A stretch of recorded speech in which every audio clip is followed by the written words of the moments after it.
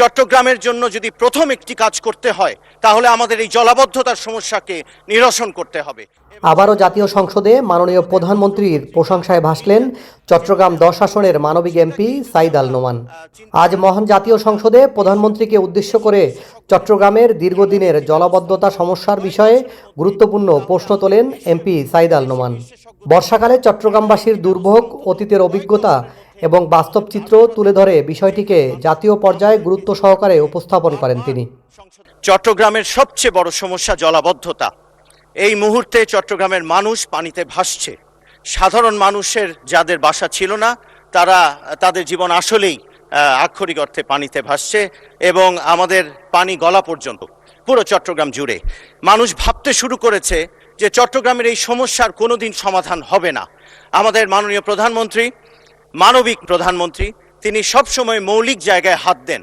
চট্টগ্রামের জন্য যদি প্রথম একটি কাজ করতে হয় তাহলে আমাদের এই জলাবদ্ধতার সমস্যাকে নিরসন করতে হবে। দেশীয় এবং বিদেশি বিশেষজ্ঞদের দিয়ে এমন একটি ব্যবস্থা অন্তত কয়েক বছরের মধ্যে আমাদের দাঁড় করাতে হবে, যেখানে মানুষ আমাদেরকে যে ভোট দিয়ে বারবার সংসদে পাঠায় এবং নেতাদের উপরে ভরসা করে, জনপ্রতিনিধিদের উপরে, সেই জায়গাটার একটু ধন্যবাদ মাননীয় সদস্য।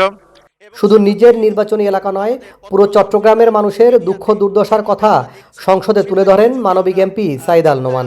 একটি আধুনিক ও বাসযোগ্য চট্টগ্রাম করার স্বপ্ন নিয়েই তার এই উদ্যোগ, যা প্রশংসিত হয়েছে সর্বমহলে।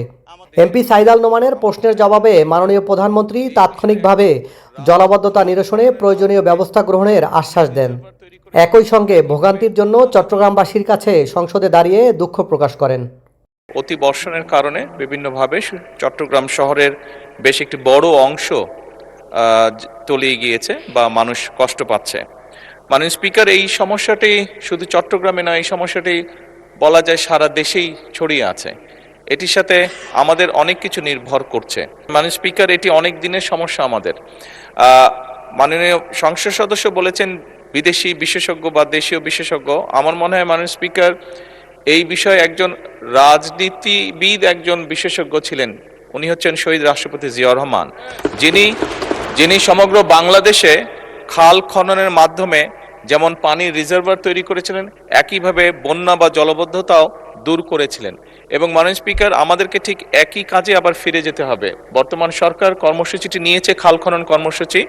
প্রধানমন্ত্রী তারেক রহমান এমপি সাঈদ আল নোমানের উত্থাপিত বিষয়টির গুরুত্ব অনুধাবন করে তাৎক্ষণিক স্থানীয় সরকার প্রতিমন্ত্রীকে চট্টগ্রামের জলাবদ্ধতা নিরসনে দ্রুত কার্যকর ব্যবস্থা নিতে এবং আগামীকালই চট্টগ্রাম পরিদর্শনে যেতে নির্দেশ দেন। মাননীয় সংসদ সদস্যকে বলতে চাই যে এরই মধ্যে চট্টগ্রাম সিটি কর্পোরেশনের যে প্রশাসক আছে, ওনার সাথে আমার কথা হয়েছে। উনি এর মধ্যেই চেষ্টা করছেন, কিন্তু এখন তো এটা অনেক বড় একটা ওয়াটার লগ হয়ে গিয়েছে, স্বাভাবিকভাবে একটু সময় লাগবে। এই কষ্টের জন্য আমি আমার অবস্থান থেকে চট্টগ্রাম শহরে বসবাসকারী সকল নাগরিকের কাছে আন্তরিকভাবে দুঃখ প্রকাশ করছি।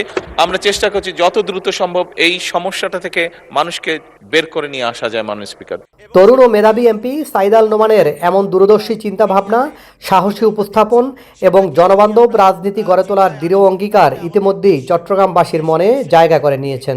এমন একটি ব্যবস্থা অন্তত সাইফুল ইসলাম, ভয়েস বাংলা, ঢাকা। যেখানে মানুষ